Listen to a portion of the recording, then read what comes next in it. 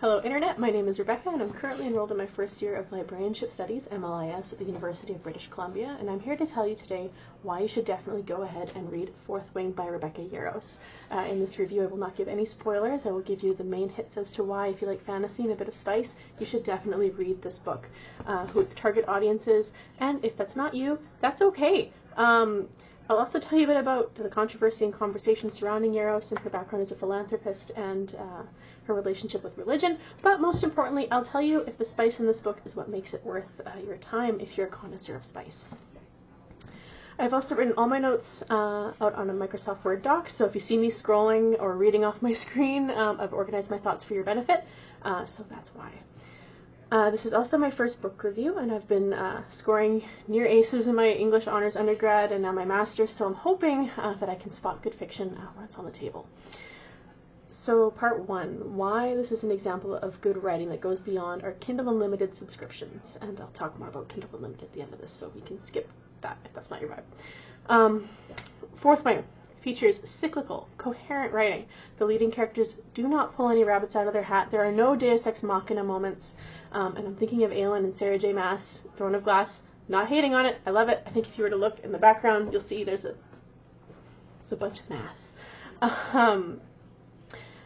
Pay close attention to the subtle details dropped at the start of the novel. They're paid off in spades by the end.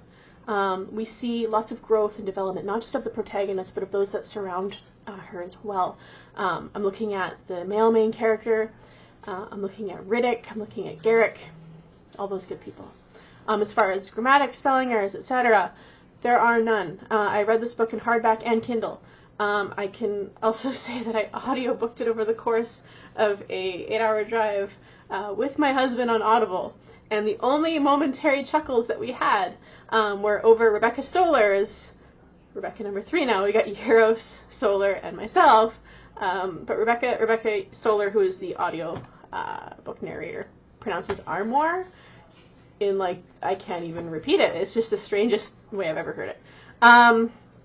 So apart from these side notes, we are good. There's not much to complain about. In fact, it's a solid read or listen to depending on your variation, and it's not a garbage Kindle Unlimited book. It's not even offered as a part of Kindle Unlimited subs. I wish it were, because that would make it so much easier for a lot of users to access, but such is the case.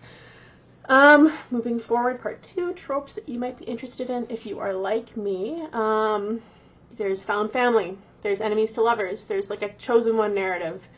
Those are all great.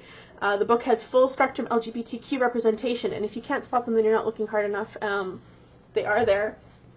They are shown, and the pronouns are all used properly, and it made my heart warm to see. And if you're like me, and someone you care about is in the military, read this book. It does a really nice job of framing camaraderie between cadets, squadrons, etc.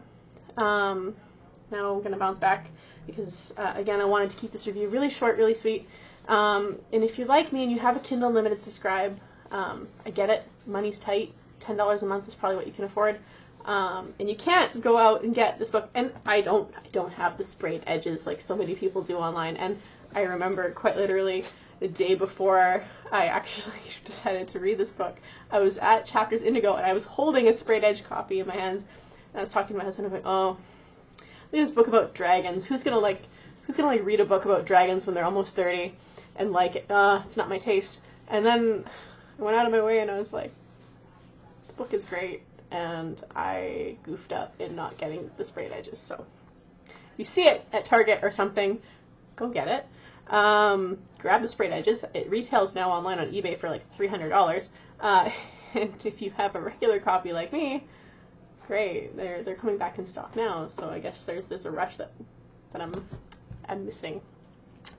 Kindle Unlimited recommendations. What I want to say to you guys is, if anybody out there has any good Kindle Unlimited reads that they want to recommend me, please drop me a message, a comment, whatever. I'm happy to read those. Right now I'm reading Nisha Tully, good Canadian authoress. Her work, Trial of the Sun Queen and Rule of the Aurora Court or King or something like that. It's also terrific, and maybe I'll do a review on that if that's really liked. Other books I'm going through at the moment include The Cat and Mouse duology. I could talk about that. I can also do a review on Fourth Wing where I give spoilers and I talk about some of the more frustrating moments. How many times do we hear about lunch being had? Some people don't like that. I actually really did.